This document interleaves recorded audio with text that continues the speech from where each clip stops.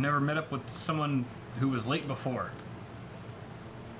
I'm gonna show that comment. No one's that looks punctual. Looks like Cell already handled that. All right, we're live, Cal. We are live. Hello. Welcome to Awesome Hardware, episode 159. This is a live tech news show where myself, my good friend and colleague Paul's Hardware. That's me. Like to stream this show every single Tuesday at 5:30 p.m. Pacific time, right here on twitch.tv/awesomehardware, as well as our respective YouTube channels. This week, the first half of this show is streamed to my channel, youtube.com/c/bitwit. I have a C in my URL because I'm special, and you are not. It's because of the name change. In about an hour or so, shut up, Paul, we'll be switching over to Paul's channel, youtube.com/paulshardware. His URL does not have a C. No, it doesn't. Because he's irrelevant and old. I've maintained the same channel name the entire time. Consistency is... It's all about consistency. Not key. Anyway, thank you for being here. We like to do stuff on this show, like talk about technology, sell merchandise. You already said that. It was a strange cadence with the intro this whole time. I'm like, what is... I don't know what that was. What's the hold up here? I don't know. Right. Okay. It's been a whole week since we did this last. Yeah, so, I know. I'm still regathering my thoughts. I always forget how to do it. Okay, I'll just go into like random, just normal Kyle mode. And we also have beer. We like to drink lots of beer on the show. If you're of legal drinking age, please drink along with us. Today we've been graced with the presence of Milk Stout Nitro from Left Hand Brewing Company. Yeah. This is an amazing beer. No, you pour it hard, Paul. You gotta pour it hard. All the way hard. Yes. Right. Yes. Forgot the hard pour. Yeah, thank you very much for picking this beer up, Paul. It's delicious. Of course. And thank you guys for drinking with us. Yeah, that's if you lovely. can't drink alcohol, then just, be sad. We appreciate it if you're sad and not drinking with us. Alcohol is an option. You don't have to drink alcohol. Yeah. Alcohol is mandatory. So for all of you alcoholics out there, cheers. Cheers. Welcome to Awesome Hardware. 159. We also sell stuff, like the bottle opener that Paul was flashing earlier. You can head to my store, bitwit.tech, and you can buy a variety of merchandise, like shirts and hoodies and mugs and pint glasses and bottle openers and mouse pads, other desk mats and How about mugs. fidget spinners, Kyle? Can I get a fidget spinner? No, I think the fidget spinners are sold out. Oh, no, wait, they're not. Okay, they're still No, on the they're list. not. They're still up there. Still there. They're still up there. The first How and many only can I batch. get? There's 2 left. You can buy 2. Are you sure that's not just a minimum quantity? No, that's how many. Who knows? My store is paulshardware.net if But- you want to buy stuff there. Anyone who buys a fidget spinner on this show will get a double Johnson Really, without having to actually buy anything from Paul's store. really trying to clear those out. You can't do that. I just did. The double. It is. I feel violated. As well by you this should. Double Johnson To make trickery. Paul All right. feel better about the promise that I just gave you guys, head to his store as well, paulshardware.net, Yes. where you can find also a great selection of merchandise. The pub glasses that we're Pub drinking glasses from today. are very sturdy. Look, you can get a glass reliable. and an opener both together, which means Buy you a can, set. You can open the beer Buy a and whole then set. you can drink the beer. Mm-hmm. Good idea. Yep. All Very right. good ideas. And that's pretty much it for our intro. Do we have any announcements today? We do have one announcement. Aha. We're going to be doing some traveling. Yes. Pardon me, in the upcoming weeks. So next week we will not be doing Awesome Hardware, Correct. as well as the week after that. Double correct. So we're gonna miss 2 weeks. Our apologies, but We traveling. there's a flip side to that I think will be good. So there's reasons things happen. So we'll miss you guys, but we'll be back. I don't think we're gonna try to do any live streaming during the travel. Might be kind of tricky. So we're not gonna promise anything like that because every time we've been like, we're gonna live stream from Computex or whatever, like we never do. Yeah. And we feel bad. So, We'd rather not make the Yeah. commitments and Yeah. instead of letting you guys down. but I'd say there's a small chance that might happen, but don't. Just assume that there will be no show for the next 2 Yeah. weeks until further notice. Also, I guess disclaimer: we occasionally swear or use curse words on this show, adult language. So Nice. you've been warned. If you have children running around, Adults or, only. or virgin ears, adults only. Yes, it's not like a dirty kind of show. Don't get the wrong idea. We're not gonna like strip down in the middle of none of that. It's just Occasionally there's a racial slur. A slip of the tongue. What? No. I'm joking. There's never been ever a racial slur in this show. I just wanted to throw you guys off. Technically, some of your accents could be. Those aren't slurs. Those are accents that's you. in honor of those accents. It's self-deprecating, I guess. Self-deprecating because I am victim of half those accents that I do. All right. But also because they're hilarious. That's mainly why I do them. So I guess maybe they could be racist, but I don't think they are. People are just easily offended. All right, let's move on to our first segment here, which is the rumor mill, because we have a few allegations that Leaks. Leaks. Leaks are back. Hey, no, I can fix this. Yeah, these aren't quite leaks, Paul, but I guess you could say they're leakish. Well, there's no mill on the rumor mill lower thirds here. No mill. Nah. I think we made that at your place and never. Yeah, why is there a globe or like part of the Earth with a bunch of lights? Because probably there's a mill somewhere in that part of the Earth. All right, I'll take it. There's got to be a mill of some variety in that shot. If you were to zoom in, you have to zoom in enhance. Okay. Sound logic as usual, Paul. Thank you. I'll admit it. All right, so let's talk about the first rumor of today, which is about Intel's 9th gen family. Yeah. Apparently, allegedly launching October 1st. I thought we were guaranteed it launching in August, but I guess that wasn't a guarantee because that was also a rumor. So apparently it's been pushed. It's a guaranteed rumor. A whole month or so to October 1st. This is from WCCF Tech. The sources are saying that it's going to launch on the 1st of October. It's going to include 3 unlocked SKUs on the day of launch. So that's exciting. There's going to be the Core i9 9900K, which is an 8-core 16-thread chip. That's going to be the flagship of the family. The i7 9700K, which will be the successor to the 8700K now, but it'll have 2 more cores at 8 cores. And 8 threads. Again, these are all rumors, so grain of salt here. But previous rumors were indicating that the 9700K would have 6 cores and 12 threads, very much like the 8700K. But now, WCCF Tech's new sources are claiming an 8-core, 8-thread count. So you'll get more cores, but fewer threads, because you will not have hyperthreading. What are you doing with your one hand beneath the desk, Paul? It looks very suspicious on stream to all of our viewers. Nothing at all, and I'm Kyle. kind of concerned myself right now. It's an exciting story. I mean, is there another warning we should add to the adult language warning at the beginning of our show? No, there's just... I told people we wouldn't strip down it like it wasn't a dirty show, and now you're kind of making me look like a fool. What happens under the table stays under the table. Let's freaking hope so, for the love of all children. There. And God. Okay. And then there's the i5 9600K. Keep going, I'm almost finished. Okay, that's... I want to say I hope so, but then again I'm like, no, don't finish. And I'm not shaking your hand for the rest of the day. The 9600K will be successor to the i5 8600K.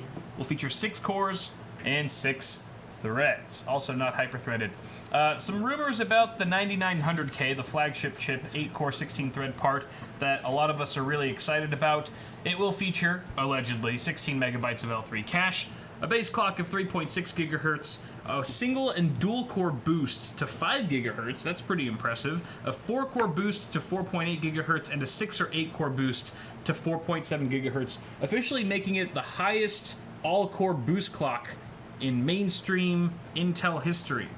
Is Intel gonna list those actual boost clocks individually for us and promise them, and are they gonna list TDPs for all those levels? That'd be what I'm curious about. That is a damn good question. As far as we know, we don't know. But we do have some sort of rumor that's also speculating a 95-watt TDP just overall. But again, that will definitely change based on the type of boost that we're getting.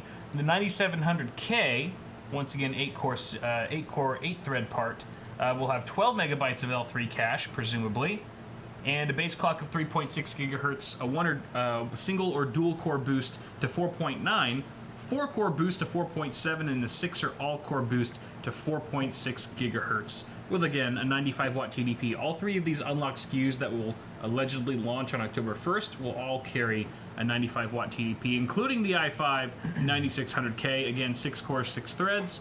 which will feature 9 megabytes of L3 cache, a base clock of 3.7 gigahertz, a single core boost of 4.6 gigahertz, a dual core boost of 4.5 gigahertz. It's the only SKU in this list that has 2 separate boost clocks for single and dual core speeds. 4.4 gigahertz boost on the 4 core turbo, and a 4.3 gigahertz boost on all 6 of its cores. So, So like it's for, I have to wonder in actual benchmarks how much their decision not to go with hyperthreading will affect performance between these two. And it's also it's weird to see an i9 on the mainstream, like they just brought that to the high ends, like the Skylake X stuff. And it's also weird to see the i5 and the i7, or the i7 in particular, without hyperthreading. That is weird. That's been... I feel like... It's been a standard for them for quite some time. So. I feel like the i7 should still have hyperthreading, and the i9 should just have more cores and threads with hyperthreading. I could have seen them doing the i9 9900K as the 8-core 16 thread, and then the 9700K as a 6-core 12 thread. Yeah. And then the exactly. 9600K is a 6-core 6 thread, but I mean... But instead it just seems like they're now making the i9 just like the i7 was. Yeah. You know what I mean? And now the i7 seems more like an i5 in the sense where it's not getting hyperthreading support. So, I'm looking for them to get up into the I double digits, like the i11?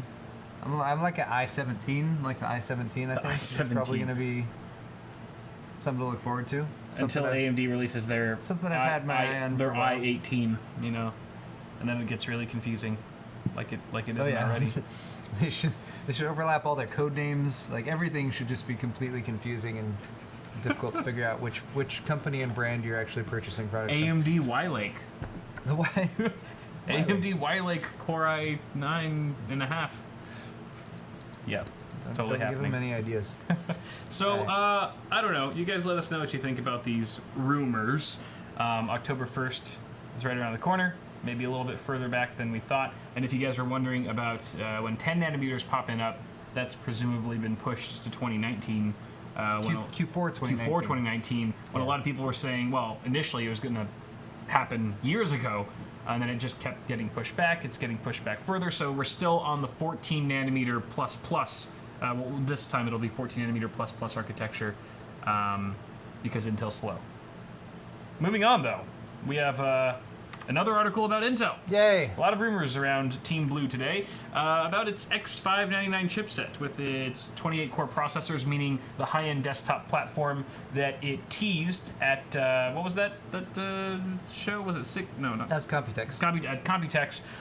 Their overclocked demo that they didn't mention was overclocked, was teasing their next-generation high-end desktop platform. We now have... This is the motherboard they used. Yep, that's the Mobo. We now have speculation from hdtechnologica.com, which is a Spanish website, I want to say.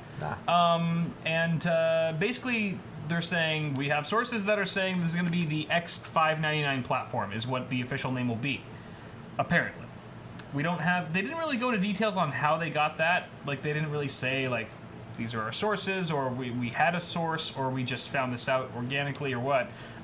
So there's very little to go on here. So again, grain of salt. It's a Spanish site, so they would say no. X 50 Por favor. 99. I don't know how to say 500 in Spanish. Oh. 59. 99. 99.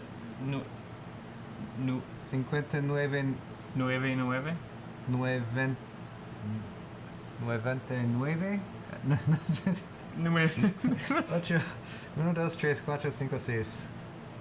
7, 9, 10. 9. 11. 50, 90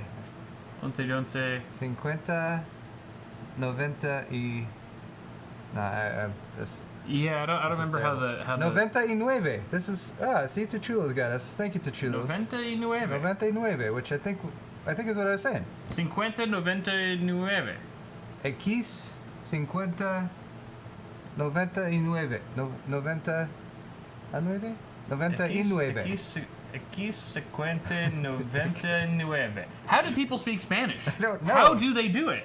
You have to be very, very versatile tongue, I think. Yeah, you have to have a smart brain, Yeah. which neither of us have. Got to learn to roll the R's and stuff. All right, All right, so this socket, getting off tangent there. Gracias Woo! is what we're trying to say. Yeah. Yeah. Ain't All that. right. So this new platform will also allegedly use the LGA 3647 socket, which is the first socket in a while that has left the 2000 series. So there's way more than 2000 pins now. Yeah. On this new socket. Again, if this is all true, a lot more gold contacts. That's good. That means more performance, hopefully. LGA, that's a really just random number. Like 2011, 2066, those all are very easy numbers to remember.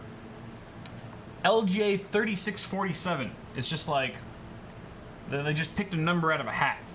Well, They just had a cat walk on their keyboard number pad. that's or something. that's an existing socket for Xeon processors. Oh, you're right. Yeah. Okay. Then this is probably all too familiar for a lot I mean, of that's not networking to say people. when they made the socket for Xeon processors, they picked the number out of a hat. I don't That is know. true. It still could be Presumably, out there of a was hat. some reason when it comes to the like technical engineering of this processor where they were like, we need exactly that many contacts, 33,647. But cool. I mean, this is I'll get a so this tattoo of it. like my reaction to the 28 core thing when Intel did it at Computex and everything. Yes, they deserve some scrutiny for the way they did it and some sort of the stuff that they didn't mention about the demo and everything. Right. And certainly right now, you know, as of yesterday, AMD is shipping a 32 core processor, and where's the 28 core that Intel was demoing at Computex? You know, Nowhere to be found. AMD announced the 32 core at Computex. That's did. when they announced and confirmed it. Yep. It's available for sale now. Yep. Intel announced this 28 core. Nowhere to be It found. is not available for sale now. I would say that is sort of a AMD would kind of win on that one. Yeah. But that said, I would be excited for Intel to be like, all right, the high-end desktop space is a space you want to compete in. You know, the enthusiast stuff. Like it's always like back when Intel first launched like X58 and that platform. I was already on the lower platform, and I was like, it was just this sort of achievement for me to get up to when I Right. had my first like i7 920 and everything. So Yep. so upgrading it to something, especially like I feel like the physical, just the physicality of the socket with when you look at Threadripper, and it's bigger and it's a slightly more complex procedure to It means actually do the business. installation. Yeah. Like I don't know, it's just sort of that next step up to in the enthusiast space that I enjoyed a lot. There were a lot of Sure. things I appreciated about it, and I've been very positive about Threadripper. So Yeah. Intel coming in and being like, all right, this server socket we're gonna now make a consumer version of. Right. You know, that there's something to be said about that. That said, and I covered this a little bit in my Computex videos when I interviewed Noctua, and Jacob was talking about it, and he was like, the installation procedure for this socket is not easy. It's not simple. For Threadripper or for No, this for one? for Oh, this okay, for this Xeon Intel. socket. It's Okay. made for like system integrators to be able to install in like a production line to some extent. Mm-hmm. But there's also like when it comes to translating that to a consumer experience, there's a lot of potential possibility for damage when you're doing an installation. Right. So I would be curious to see what, you know, if they're going to actually change the mounting method. Maybe that'd be interesting to see. But anyway. I think what I'm curious to see also is if Intel with this next generation of their high-end desktop platform, if they're going to try to compete with Threadripper on just the performance scale, or if they're actually going to compete on a pricing scale too, because I feel like that's where Intel really falls behind right now. At least for my Threadripper 2 review, I found that like the 7960X was outperforming the 2950X in most of the tasks, but it was $500 more expensive. So yeah, like 550. I mean, it was like it's like 1450, I think. Yeah, to right. buy that. Yeah, exactly. At least for the time that I was looking at prices and stuff. So it's one of those things where I don't know if Intel has like where they stand when it comes to pricing. If they're going to be like, oh yeah, we should definitely. Is Hero moving the camera? He's very close He's to the right up tripod, against it. and he's licking his paw right now. So The camera's moving. It's his Hero. his back muscles might be shifting it. I can't really tell. It's He's just definitely wiggling the cable a little camera bit. Oh my god. Sorry. Sorry guys, this is just Hero. He's If he actually starts pushing it seriously, then we'll do something. that's But awesome. It's sandbagged. I'm No not fucks given. too concerned about it. But I know, yeah, it's a good thing you have a Yeah. sandbag on that thing. All Put a right. sandbag on Hero. He just wanted wouldn't to. do much. He thought the framing wasn't quite right, so he. Okay. DP Hero. Yeah. Yeah, I would like to see the price competition start to get really competitive, I guess. But, you know, Intel, they might be like, we're Intel. We're not going to stoop to AMD's level and sell our amazing chips for their prices. Like, people will just buy our chips even if they're way more expensive because we're Intel and we're a household brand and all that shit. So, Well, I don't know. If you look at sales, we looked at these a little bit last week. If you look at sales of the current generation products since Intel launched it towards the end of last year, it's been doing well. Yeah. Like they've been doing well. I have, you know, I've done some builds with the Intel stuff recently, but like I usually swing towards AMD just because I'm like, look, you can get a 6-core, 12-thread processor for $150. Right. You can get an 8-core for sometimes as low as 200, maybe a little bit more than that. Like, Yeah. there's so much power there if you're talking about doing anything besides just strictly gaming. So Yeah. that's kind of where I lean right now. But you know, Intel has a reputation, Yeah. and they have been on top for quite some time. So Sure. that carries over, and you know, not everyone watches our show or keeps up with the Right. ongoing progress of technology and what's good and viable. So yeah, Yeah. I don't see them like drastically cutting their prices or anything like that. But I mean, competition is still competition, and having options one way or the other, I think, is Yep. still good. So you know, Yep. and I mean, if you look at core counts, they have lowered their prices to some degree. I mean, if you look at what Sure. they were charging for a 10 core 2 years ago, Yeah. and what they're charging for a 10 core now, it's come down quite a bit. So Mhm. yeah, That's anyway. true. All right. Moving on, though, to our next article from Tech Power Up. This is about the alleged RTX 2080, the next generation GPU from Nvidia, successor to the GTX 1080. This article is, well, first off, we're going to talk more about this on Paul's half. Yep. But this is just a quick little article about just sort of speculating on what the new reference cooler on the RTX 2080 Oh, they have a picture. Wow. might look like. And it looks just like the MSI cards It looks from, like from Pascal. they've collaborated with MSI for their reference Yep, design. and sad to say, they're still going with red. You know, that they will not be swayed. Nope. Just no fucks given. Even doing an Nvidia. All right, no, this. So we're relying. I hope you guys realize we're joking. It was a joke. That's just a. I don't know why they have that picture there anyway. It's just kind of weird. It's a graphics card with 2 fans. Yeah, sure. Yeah, and I think that's what we're getting at here is that there's some speculation that the RTX 2080 may ditch the single blower style fan that we've grown to see and I would say love, but that would not be accurate on a lot of these reference cards. And it would ditch that for a dual fan design, very, very much akin to an add board partner card. So the reasons for that is that after we had some leaked pictures of just a raw PCB of what could potentially be the RTX 2080, people were looking at it, trying to dissect it and stuff. People who like can just look at a PCB and like know 1,000 things about the card already, which I definitely can't. Buildzoid would be a great example. People like that were saying, you know, this looks like a relatively more power-hungry card, or definitely a less power-efficient card than the GTX 1080 was. With its, you know, very, very nice 180 watt TDP and single 8-pin power connector. That's not what they're getting these impressions from by looking at these pictures of this PCB. This PCB shows a 6+8 pin configuration with a 10+2 phase setup and up to 10 vGPU and 2 vMem phases, which, you know, I don't even know what the phases would be on the GTX 1080 off the top of my head, but I would assume fewer. And adding... Also, like and I want to point this out. Every time you talk about phases, whether you're talking about CPU power delivery or GPU power delivery, a phase in one implementation is not the same as a phase in another implementation.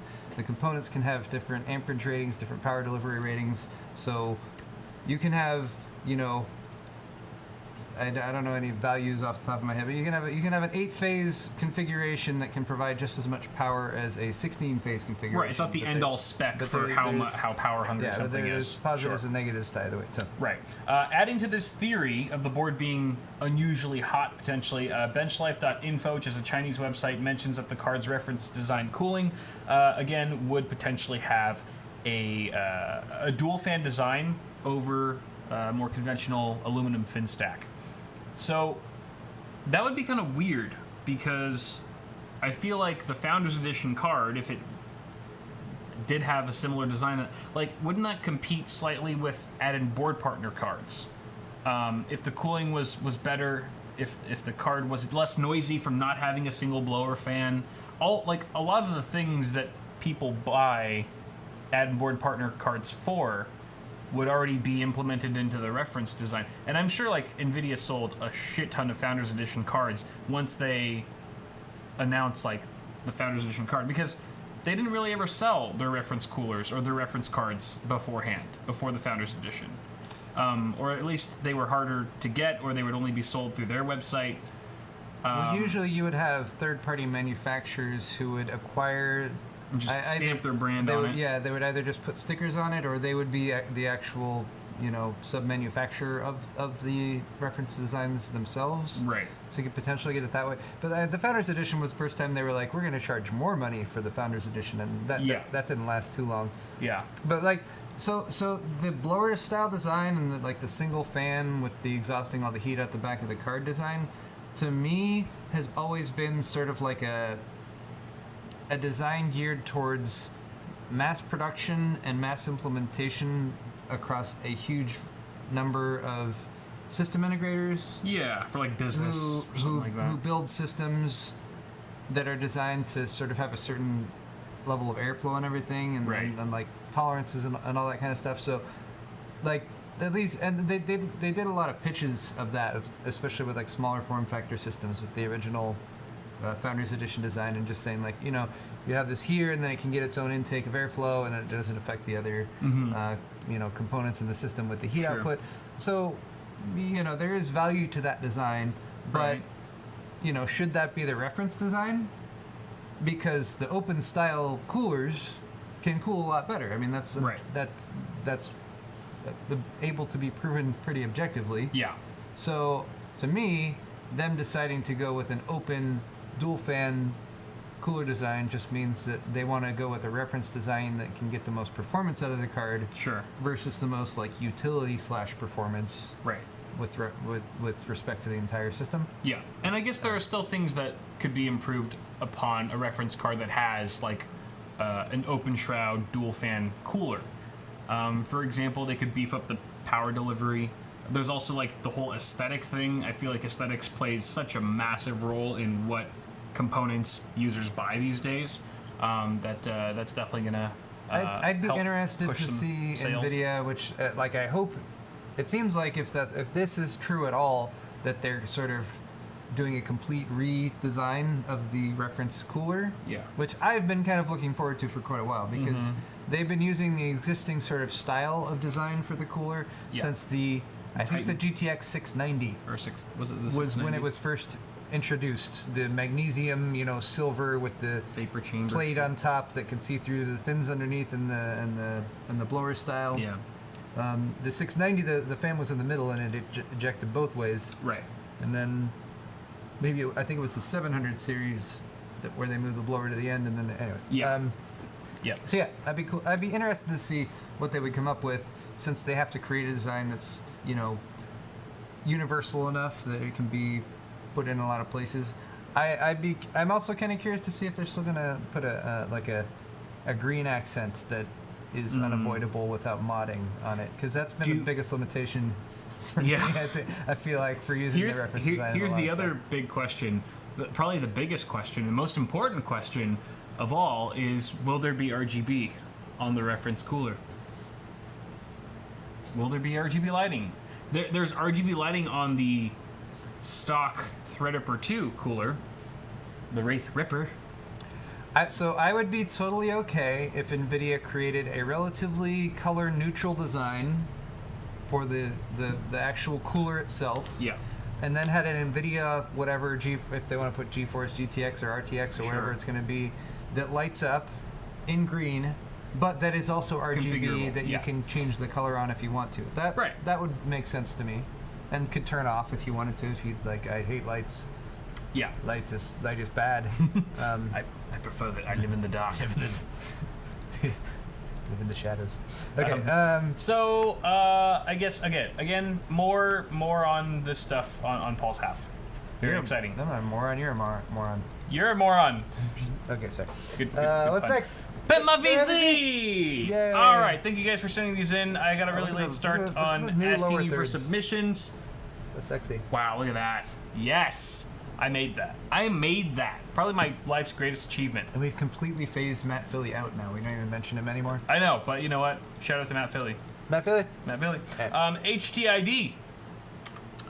Thank you for submitting your system featuring an X99S motherboard, an i7-5820K at 4 gigahertz with an NZXT Kraken X61 in push-pull, an Asus ROG GTX 1080 Ti Strix OC, and Kingston HyperX Fury 4x4 gig kit 2133, and Fractal Design Define S. Hey! Look at those Noctua fans. Noctuas, those are the LTT brand, I believe? No, they're not. Oh, I thought that was orange. That's more brown. Never mind. It's the industrial. These are way better. Well, there's the industrial and the Redux. I think he's got both. Redux. Yes, he does. I think the He does Redux, have the Redux on are the the gray ones. frames, Yeah, and then they the are. industrial are I use this for the silver build. yeah. Very clean build overall. Cable management is ace, sir. Acer? No, not ace. He's burping. Sorry. Oh, wow. So, That's I think. the hell did you eat for lunch? Sorry. All right. So what I want to say here is that the cable management is 10 out of 10 for the most part, and then you've got color coordination 5 out of 10. 5 out of 10? Maybe even 2 out of 10. What? Come on. I mean, there's yellow on the power supply, there's white on the motherboard, there's brown on the fans, silver on the fans, and what looks to be maybe blue or white. I guess that could be white on the CPU block. Right. But there's a lot of colors going on here, and they're all kind of muddy colors. Okay, so they're all kind of muddy. So there's a couple quick fixes. These little corner pieces from these Noctua fans, they have replacements. Right. You can swap them Get out some for black ones. Yeah. They might even come with them. Maybe just remove your power supply sticker on the side here. Yep. Remove these top ones while you're at it. If you're going to go ahead and do that, You should. and then just then you're fine. What else? no, yeah, just those things. I didn't say it was a complicated fix. I just said the current state of I it. don't think a 5 or less. I feel like it maybe a 6.5. But yeah, swap those out. Those are the only things that are standing out. Nice build. It would be cool if those Redux fans were white. Yeah. Spray paint them white. Just do everything I Spray say. paint everything white. Because I'm the voice of reason. Yes. And then maybe use some cable trainers on your cables, on your extensions. The 8 pins, the GPU. Yeah. Those They could look use a a little frayed. little bit of tidying. Yeah, but overall, very clean build. Thank you very much, sir. HTID. Next up, we got Hector. Hector. GTX 970 EVGA for the win. Core i5 6600K gigabyte Z170X Gaming 7 16 gigs of RAM. A Corsair H100 and NZXT S340Z. I don't see anything wrong with this No, one. I mean it's looking great. This is gold. Let's zoom in just a touch. Yep. Just a tad here. Get a nice pan across for you guys. I feel like there's something about this build. I can't quite put my finger on it. This Corsair all-in-one liquid cooler, I feel like the side piece on here could be reversed, maybe. I mean, I guess it's not bad. You could pull that off and maybe spray paint it. Spray painted blue to match the EVGA. Oh yeah, that would really clearly. That would really then you'd balance have white, everything blue, red, and it'd be all black. set. It'd be totally all set. Apart from that, though, maybe another SSD down here at the bottom to match, so you could have the matching ones. Make it a little bit more you've got a free symmetrical. SATA cable right there, so clearly that wouldn't be an issue. Right there, so you could. What is this plugged into right there? That's probably an LED fan hub, or maybe it's for the CPU could be for cooler. the fan CPU cooler. It's like, remember the game Shoots and Ladders? I feel like I'm looking at the game board for that game. This is like a Rorschach test or something. Like what? Right? Yeah. What are you actually looking What at? do you see in this? Like, there's a. It's in my future. There's a cloud, you know. And there's a wizard. He's calling my name. All right.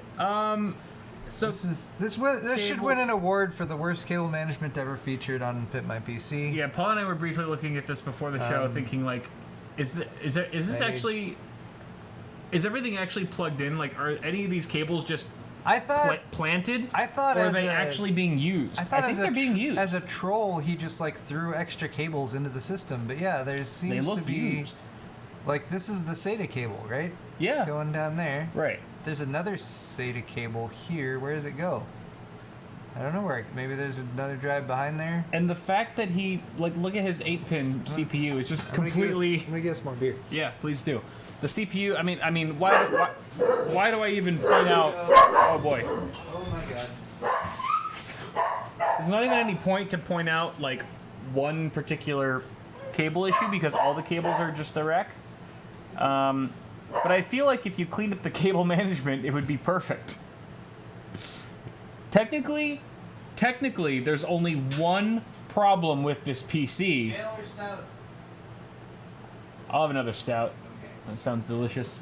Technically, there's only one problem with this PC, but it just happens to be a really, really big problem. So fix that one problem, and you're good. Anything else, really, though? I mean, any nitpick quirks?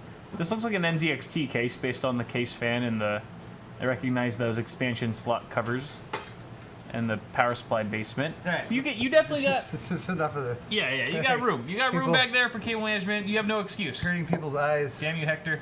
Watching that. Oh wow, the camera's a little tweaked. So let me fix that. Oh, that happened. In the meantime, Needs to go towards you a little bit.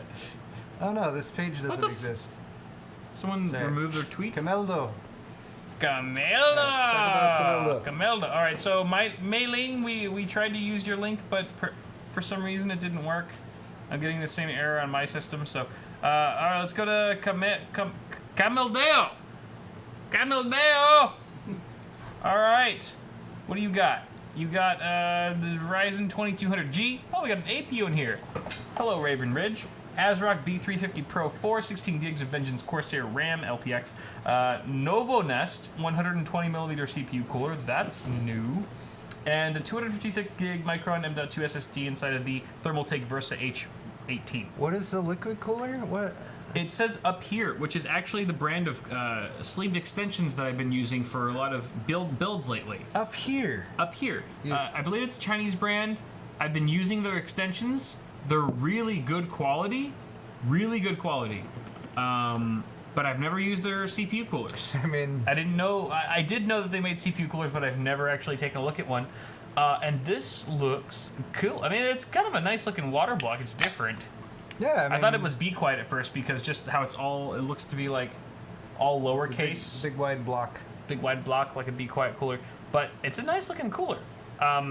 Interesting how it says up here like sideways, like you couldn't have mounted it upright. Yeah, so I was gonna say maybe if you rotated that 45 degrees, 90 degrees. I'm sorry, couldn't do 90 degrees. The mod on that be mounting would be interesting. Rotate it 90 degrees, and you maybe could loop the cables around a little bit more and lift them so that if you did add a graphics card to this system, which is really what I feel like it's missing. Definitely. Like, I don't know. I feel like when you've added a liquid cooler, you can get little 120mm liquid coolers for $50-$60. Yeah, so I guess really it's not that big of a difference. But like, yeah, this really wants a discrete graphics card is what you want to add. And it wants to ditch that hideous power supply sticker. Yeah, get rid of the power supply sticker, cover it with something. Ketchup and it's mustard. Not doing you any favors. Some sleeved extensions. So if you're a fan of, if you're liking your up here cooler, get some sleeved extensions from them because they're actually really, really good quality. Just make sure you know which type you're getting because they sell two different materials. There's the paracord, sort of like the plasticky ones that are a bit more stiff, and then like the more like fabric nylon type. Or I guess the nylon ones would be the more plasticky ones. Nylons are usually plastic. Nylon's plasticky. Paracords usually. Paracords, you got the fabric. So make sure that you know what you're getting, but it would look a lot better in your rig. And you've also got this M.2 SSD, which is fine, but it's green. The PCB's green. Maybe like a cooler on that or something, like a little heat I sink. don't know. Put a little heat sink on there, or just plastic dip the shit out of it. I don't know. Yeah, sure. As long as it doesn't overheat. Cool. Thank you very much. Camel Dale. Jacob Chevry. It's an i5 6400 based system. Jacob. Jaco. MSI H170A PC Mate. Zotac GTX 970. 16 gigs of DDR4 Avexir memory. Cryorig M9i air cooler. EVGA 500 watt power supply, 1 terabyte hard drive, 120 gig SSD, NZXT S340. Black tape on the 24 pin is the result of a seemed like a good idea at the time 10-foot mod. PSU to upgrade. No, I've done this before. What's 10-foot mod? 10-foot mod is a mod that looks good from 10 feet away. But you get it closer up and maybe not so great. So yeah, I've actually done this before. Actually, one of my test beds down there. I think we all have. I wrapped the ketchup and mustard. I used gaff tape though, which isn't as reflective as electrical tape. Also, I feel like the electrical tape, I mean, there's different electrical tapes of different qualities, but I feel like the actual resin, the sticky stuff, like kind of like it doesn't last as long, especially in an environment like a PC that heats up. Right. So, yeah, he's obviously already kind of regretted that over time and is aware of it, but, you know, it's not looking super great. Like, I don't know, what looks worse, this or just this ketchup and mustard cables? I think the 10-foot mod on the graphics card is also not... A GPU? I mean, that's not a 10-foot mod, that's just plugging it in with what you have available. No. Which is... the red paint on the graphics card. Oh, the red paint. It's got red paint on it. It's a mod. Zotac does not make a card with those red accents. I get it. It's to match the red on your case and stuff. All right. But there's definitely some modification here that seems a bit more amateur, and I'm not going to fault you for it because it probably looks better than had you not done the mods to some degree. But there's better ways to do those, I think. Instead of taping your 24-pin ATX cable, I would say get some extensions. Get some sleeved extensions, and that would also fix the mustard that's all over your graphics card too.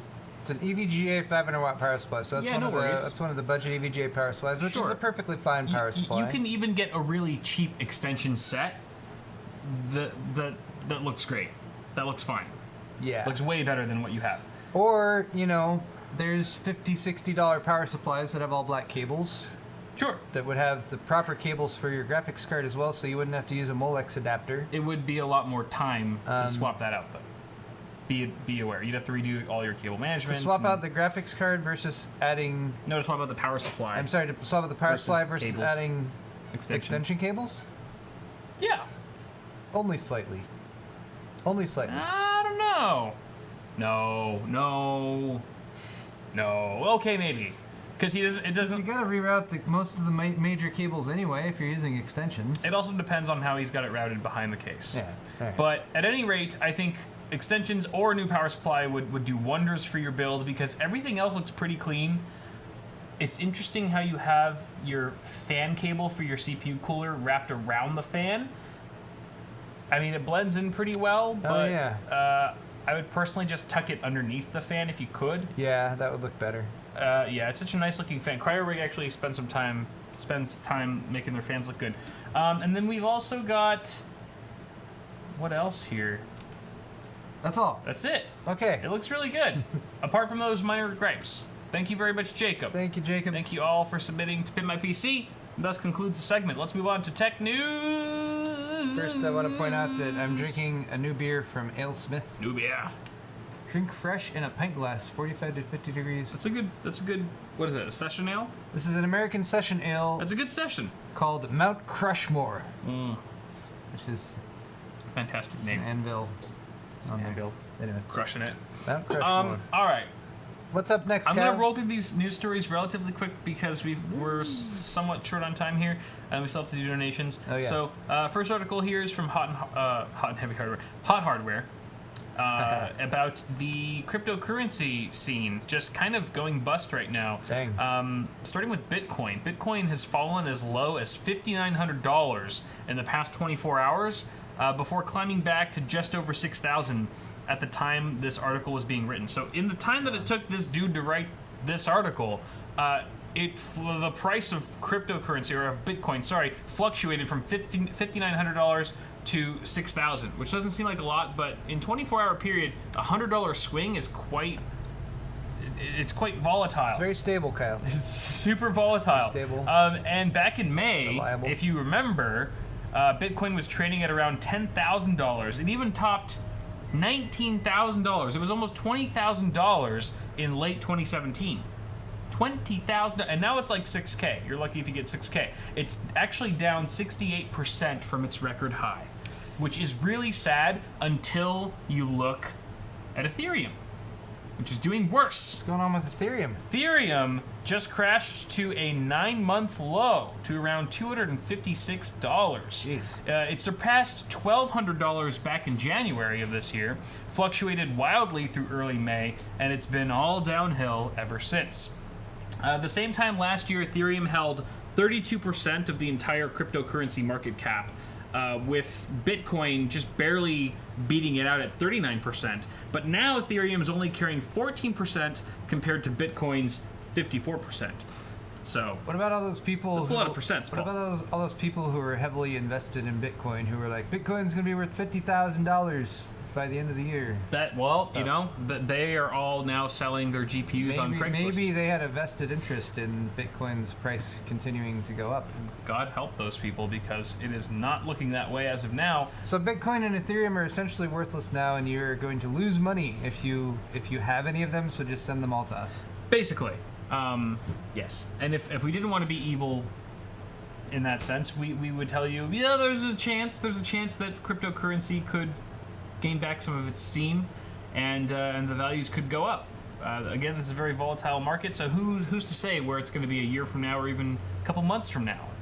We don't really know, but at the very least, miners, thousands of miners, globally and especially here in the United States, are kind of jumping ship, and we've seen a lot of used graphics cards pop up. I have personally on Craigslist and other secondhand sites.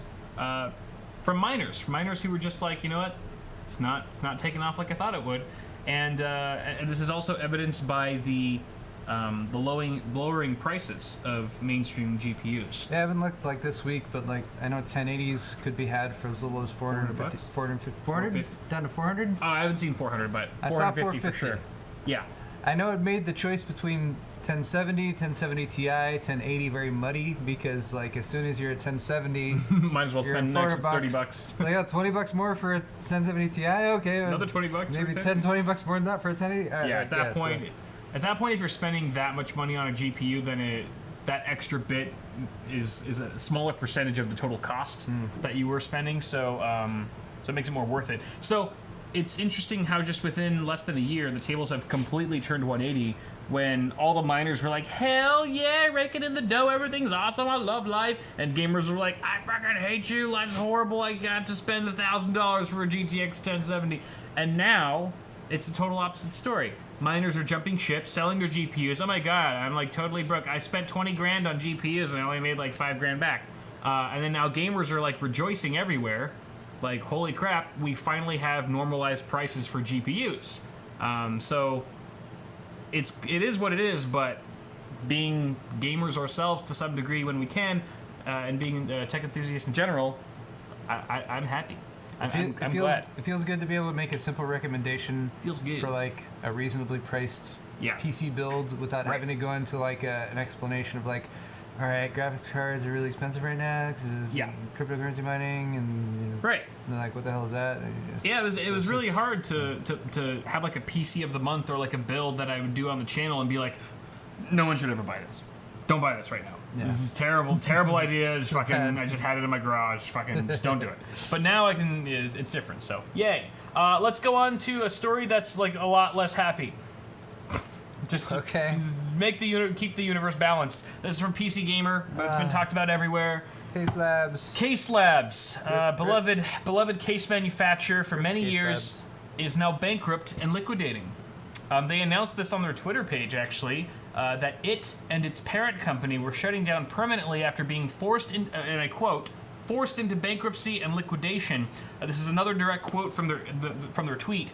The tariffs have played a major role, raising prices by almost 80%, partly due to associated shortages, which cut deeply into our margins. The default of a large account added greatly to the problem. We reached out for a possible deal that would allow us to continue on and persevere through these difficult times, but in the end, it didn't happen. CaseLabs is probably referring to the new tariff laws that are being enforced on Chinese imports by the U.S. government. Donald Trump, U.S. president, has instated these tariffs, and now China and the U.S. are sort of in this trade war. That's causing a lot of U.S. companies to either lose money, have to lay off employees, or outright shut down completely. And there's quite a bit of controversy around this because a lot of people are saying, well, maybe it wasn't the tariffs 100% that are the cause. I don't think anywhere in CaseLab's statement did they say that the tariffs were 100% the cause, but definitely had a hand in their eventual downfall. They also said that there was a huge default on their account, which doesn't instill the most confidence in how business was being handled at the time, or maybe over the past however many months or years that the company's been in operation. So that it's kind of it's hard to say. We don't know the full details on why CaseLabs shut down or what was the final nail in the coffin. It seems to be more or less a combination of things, just kind of that sort of tipped the scales and eventually was the straw that broke the camel's back. CaseLabs has also said that they've been able to fulfill some case orders, but not all of them, and that other parts will most likely ship to customers, anything that's like an accessory or something like that. But there's quite a bit of backlogged case orders that will not be fulfilled because they are completely shut down at this point. So it's definitely sad. I personally never got a chance to build inside of a CaseLabs case. Maybe I will one day if I buy one used or something. Me neither. But they were very well known for being highly over-engineered, incredibly sturdy, durable, and very customizable. It's kind of like a blank slate that you could literally do any sort of modification to. Jay's 2 Cents' Skunkworks, very popular, famous system, was built inside of a CaseLabs case, and it was very loved by a lot of enthusiasts in the community. We're sad to see it go. Even if we had never done a build, I don't think you ever did a build in the CaseLabs case either. Nope. Even though we never have, it doesn't mean that we didn't respect what they stood for and the products that they sold. So it is sad when you see someone like that go down in the community. So we wish them all the best, whatever their next endeavor is. Who knows? They could maybe start up a new brand or something like that. But yeah, it sucks. It is what it is. Any thoughts, comments? I don't know. I tweeted. When I saw this story, I tweeted and I said, "Thanks, Trump." I did see that, which garnered some. Which I was vaguely referring to everyone, like any time when Obama was the president. They would always say, "Thanks, Obama." Yeah. And obviously there's different layers to that and everything. But I got a bunch of flack. A bunch of people. I mean, I got a bunch of responses. Sure. From people critiquing me. Oh, I'm sure you got flack too. And people who are supporting me or whatever. Like, if anyone gets a slightest sniff of politics, there's certainly something to be said for, like, all right, we don't know the details of CaseLabs' business, right? And were they running on like such thin margins that the slightest push was able to push them out of business? Sure. I don't know. I don't know their books, and I don't think they should be forced to open up their books or anything like that. Right. All I know is that the trade war, the tariffs, is completely pointless and unnecessary. Yeah, right. There was no reason to do any of this. Yeah, it just seems it's not helping anyone. Super silly. And if you talk to anyone who's like, an economist for a living, they're like, trade wars are stupid, and they're always stupid, and they're just countries like the government's battling each other while all the people who have to pay for things, like, I guess we have to pay more money now. That's awesome. So that's my stance on it. Anyway. I'm sure that there are reasons for, the other side probably has their reasons that they're saying are true, and people can choose to believe those or not. At the end of the day, though so far it seems to not be very fruitful. And I was going to say something else about this, but oh yeah, I was going to say that like your tweet, yeah, okay, so maybe there was some personal thoughts from of yours that were behind it, but I felt like it was basically just a meme. Like that tweet that you're like, thanks Trump, like it's basically like a meme without a picture.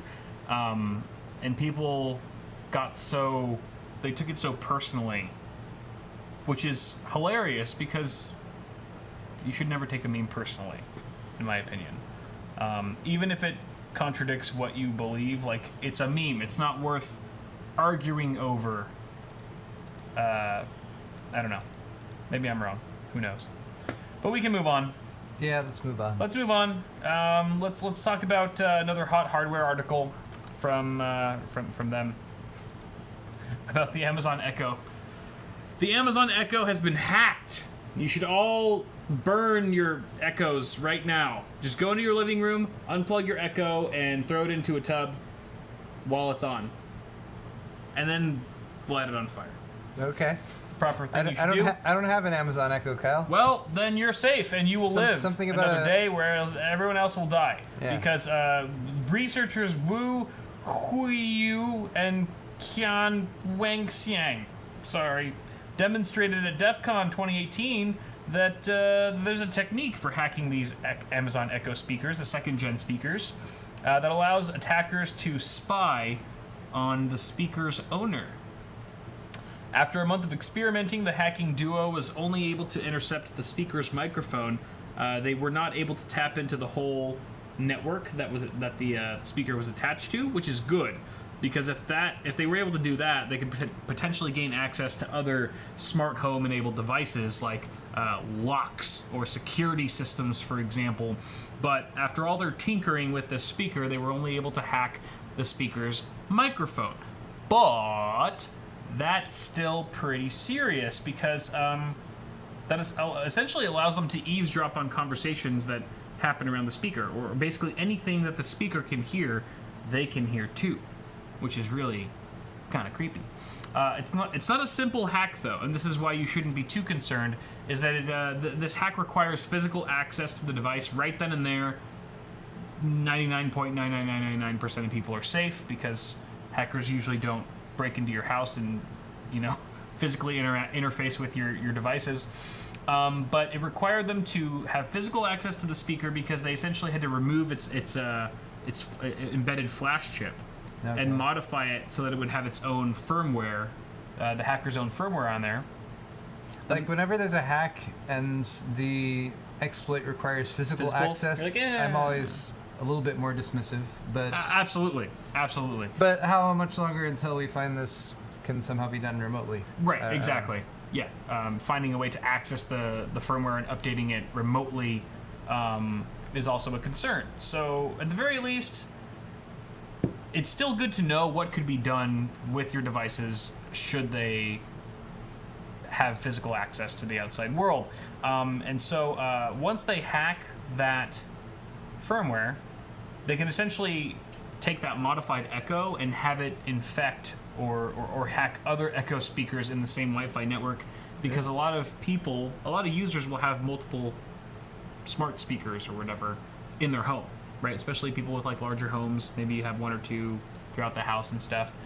So you infect one. If they can have physical access to one, they can infect the others remotely at that point. Things like various web exploits in the Alexa interface, including cross-site scripting, URL redirection, and HTTPS downgrade attacks. The research was given to Amazon, who quickly rolled out fixes to patch the security vulnerabilities that made this type of attack possible.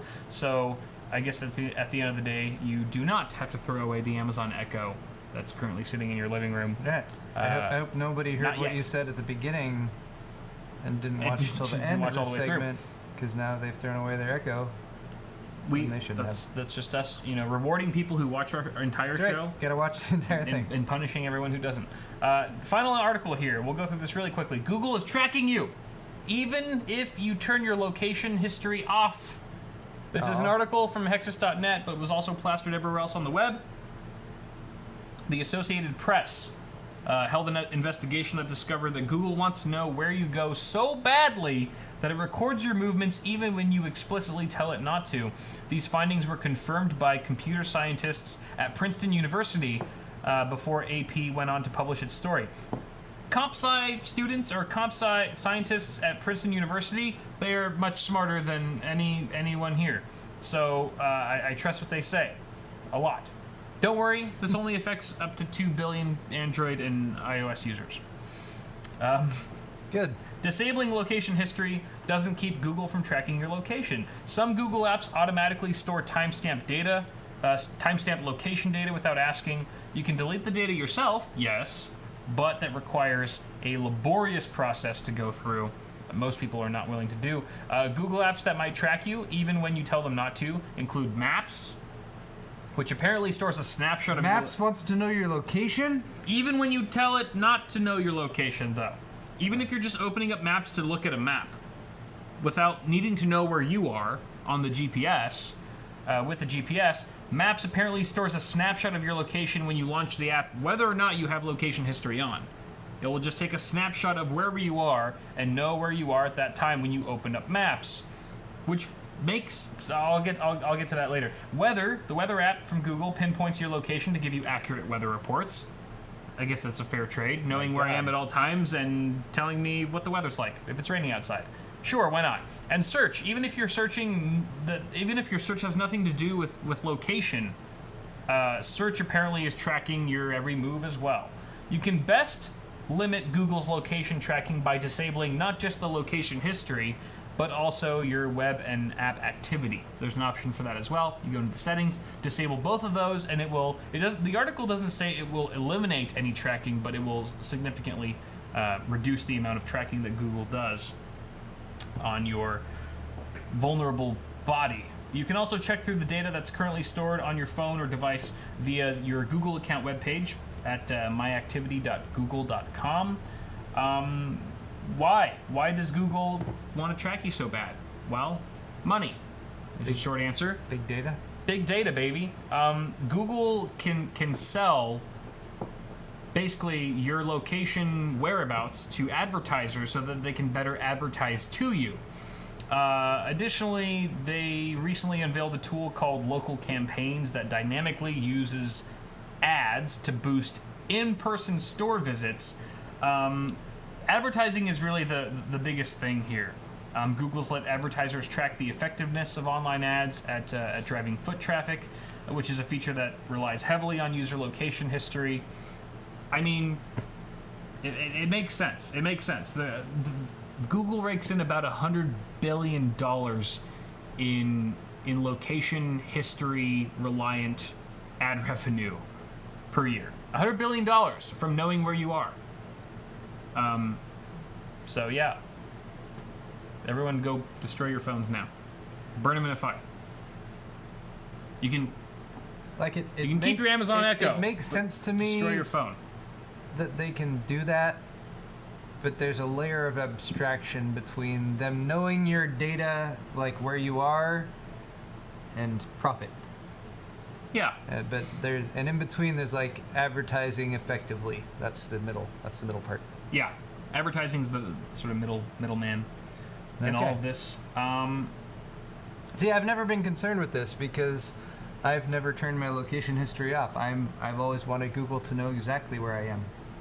Just for convenience, for all of the apps and stuff, so that you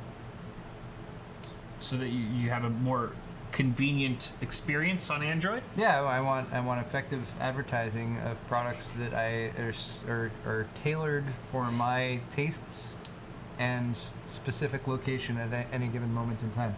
Yeah, and it's like, hey, we noticed that you're in Siberia. Maybe you want a jacket. Maybe you want a husky. Here's a husky. Maybe you want a dog husky sled adoption with a bunch of dogs. See, that's convenient there. Everyone should just be okay with it. And it's crazy because that's a valid argument. Some people just like the convenience of their phone knowing where they are and And like, oh, my phone just speaks to me. It's like it knows me personally. Well, so does your mom. And your mom knows you personally because she kind of knows like where you go every day and stuff. She knows your whereabouts. So if you like the fact that like your Google phone or whatever phone you have is kind of like a family member and they're that intimately in tune with your whereabouts, then you shouldn't be surprised when you get targeted ads that are suspiciously familiar to what your likes and interests are based on where you've been in the last 5 years or whatever the fuck. So you can't have your cake and eat it too. There's always a compromise between security and convenience and privacy and all that shit. So at the end of the day, you've been informed. We're all probably screwed. We're all screwed. Let's move on to, that's pretty much it for my half. We can just jump into donations here. Thank you guys so much for donating. You never have, but it's always appreciated. Maddie Ice 22, $30. Thank you very much for the generous donation. Love your show, guys. I have a request though. When does the new Asus Thor power supply come out? Hope you guys have a great week. That was an awesome the one that's like product launch. It had a hammer. Had like the Thor hammer. I don't know. That was kind of fun. I don't know if that actually. I think I asked them. I was like, "Does this come with the retail version?" They said no. And I was like, that's stupid. No, they just set that up for the show as kind of a gimmick. But it's like, I know, but the gimmick is what sells it. So just sell the gimmick too. But what would you do with the handle if you were building a computer? Gimmicks don't require a logical explanation, Paul. Right. That's why they're gimmicks. But they sure can sell if it's the right kind of gimmick. I don't know when that power supply is coming out. I probably asked them and they probably told me, but I don't remember. There's more interesting things coming out than power supplies, though, especially when they're not gimmicky. NB67, $13.37. Kyle, first off, hope you, and Paul have safe travels. Yeah, I hope you do, too. Like you said, speaking of, I'm going to be in Napa around the time of TwitchCon. Of course you are, because that's where you're from. I saw that tweet. I don't think I don't read tweets. Cool, TwitchCon. Are you and Paul going to be there? Regardless, cheers.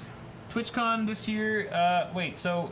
Napa is TwitchCon in Napa this year? I don't know. Look up where TwitchCon's happening. I would love to go to TwitchCon again.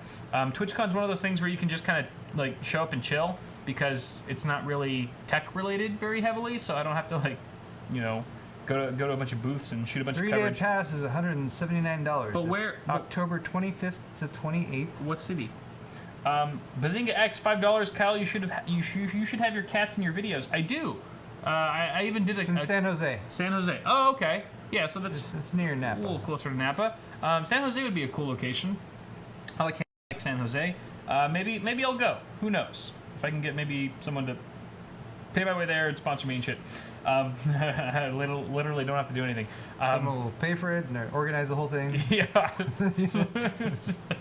Just fly me out. That's kind of what it comes down to.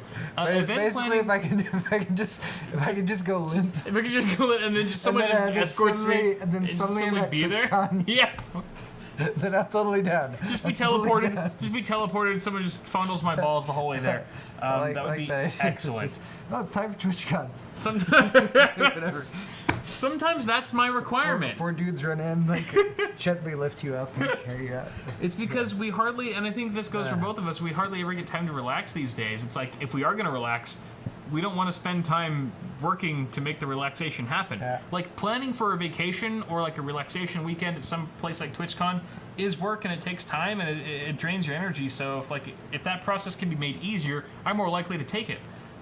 So again, we'll see. It's reasonable. Sponsors are open.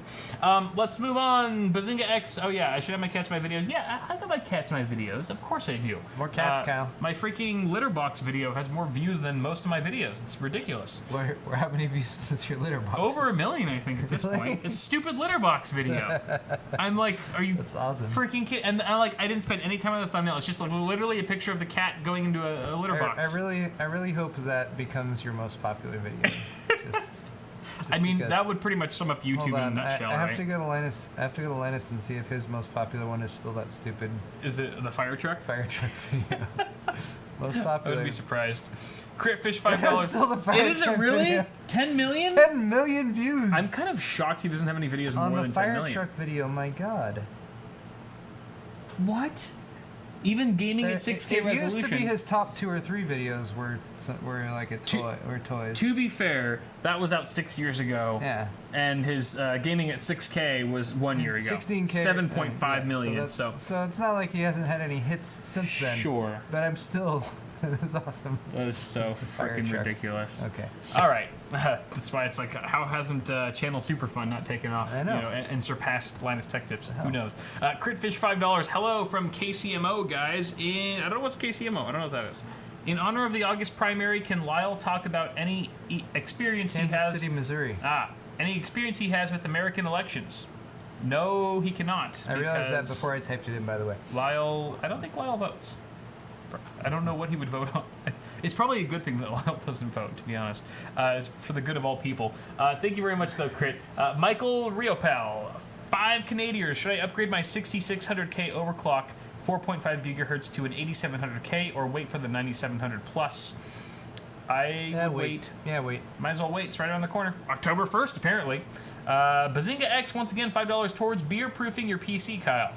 It's very useful. Enough $5 donations, and I won't have to worry about how much beer I spill on my PC. I can just build a new one. Bazinga X again. Jeez, $5 for calling me a mother effer last week. LOL. You know what? You are a motherfucker, Bazinga X, because if that's gonna get me more money, then hell, I'll call you all the things that you want me to. Space Butler 2000, $10. I'm new to overclocking, and I overclocked my 1800X to 4 gigahertz in the UEFI, but the Ryzen Master and Task Manager say it's running at 2.2 gigahertz, and the base clock is 4 gigahertz. Does this mean it was a failed overclock?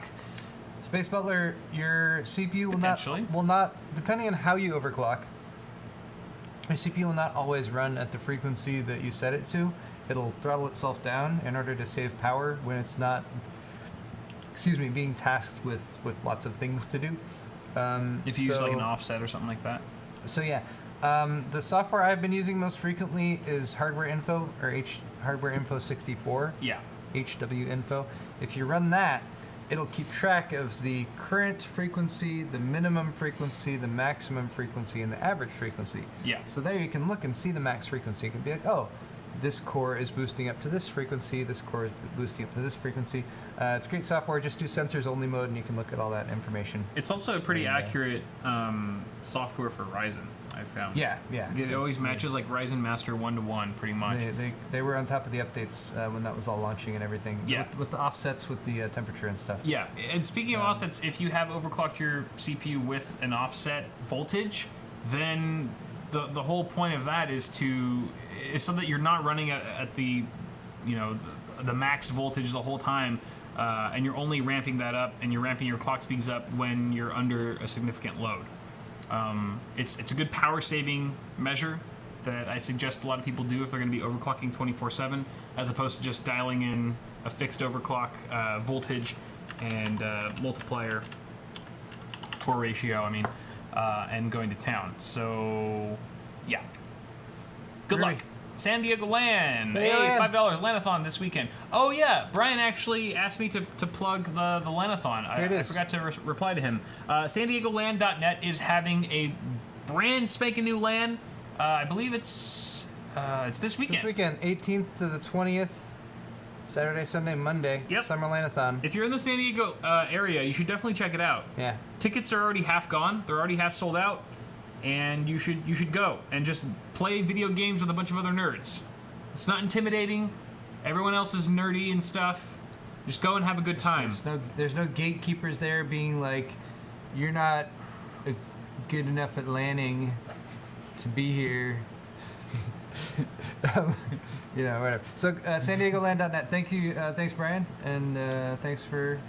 San Diego LAN, also, just for those of you who don't know, is the same organization that invited Paul and I out to Comic-Con a couple weeks ago and had a really cool LAN party there, and it was a huge hit.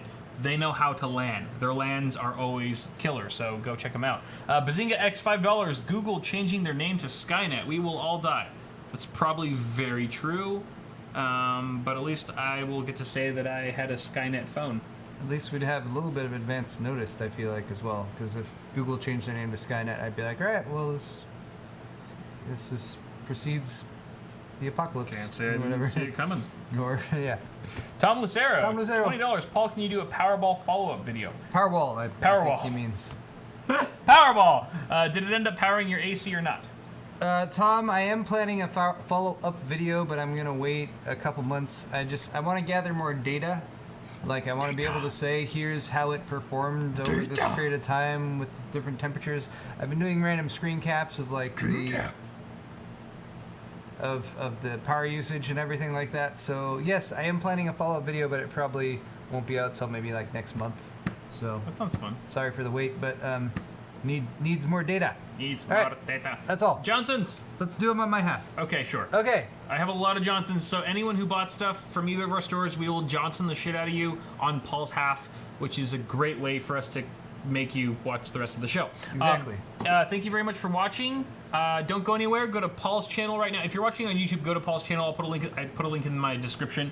If you're on Twitch, just stay where you are. Thank you guys so much. Feel free to do timestamps on the YouTube video as well. I will love you for life, and you're all beautiful. I'll see you in a sec.